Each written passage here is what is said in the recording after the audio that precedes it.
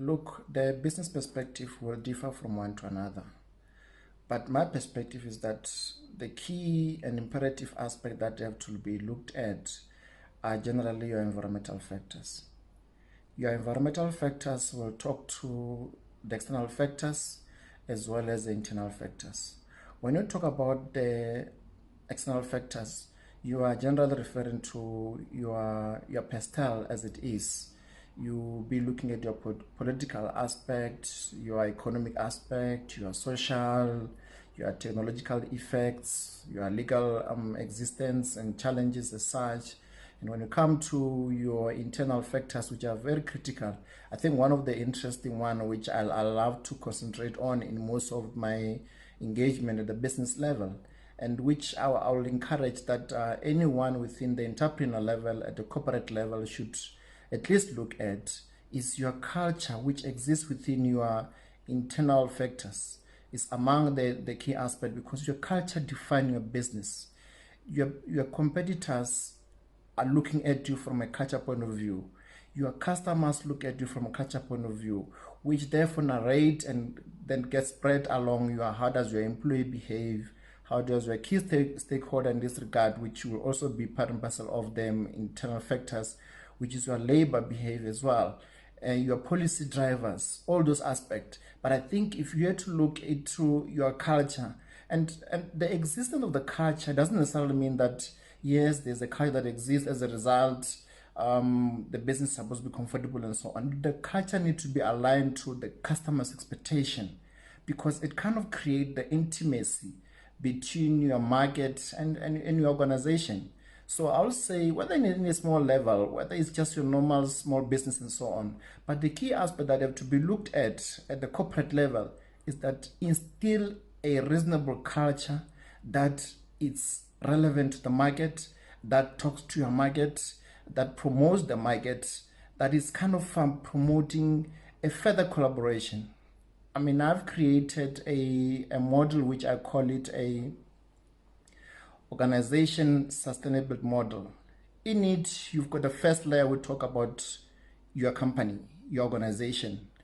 The second layer will that become about your product line, your services that you are offering to your market and so on. The third layer is your market, your customer line, which therefore identify which are your most customers and what are they doing and such and so on. Then you will have the fourth layer. The fourth layer talks about the drivers. The drivers within it will be your key aspect, which talks to your culture as well, which will talk to your collaboration mechanism, the teamwork that has to exist in the organization. It also talks about the behavior of the organization. It also talks about the level of accountability. To a large extent, others could make it as a value system that is to exist as per se.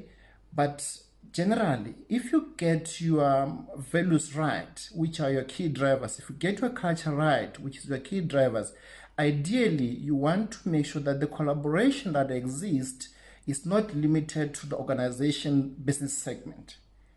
It's extended to your general customers, which your customer will therefore be able to feel that level of intimacy, will be able to feel the level of responsibility, the level of care that is to exist.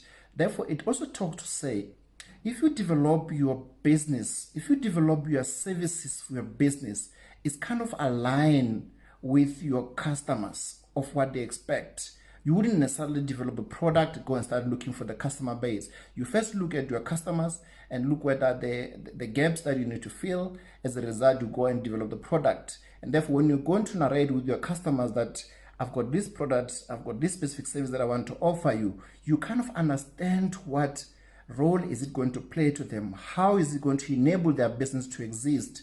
Along the line, that's fundamental aspect. I think I'll call the organization sustainability model as a key model that need to be adopted by various organizations in order to meet their objective as such at all levels. And I think if the business leaders have the proper understanding of such, they'll be able to ensure that the organization itself, it works predominantly on a collaboration. But one other element which is key within the fourth layer that I'm talking about, it's your agility. Agility in context. I mean, you find people talking about the agility in the business, but not necessarily meaning agility as per se, because agility talks about your process to be agile, your way of responding to the market should be agile, your way of doing things should be agile, because we're living in the world of fourth industrial revolution, which on its own there's a lot of enablers which speed up the process of the delivery. But fundamentally, as a take home, I would say, whether you're at the student level, those aspects, if you are to grasp them and have a clear understanding, it will empower you to be able to succeed in any level of life, because you know, you determine and develop something that is relevant to the market at all costs, and which will make you thrive and become successful as such.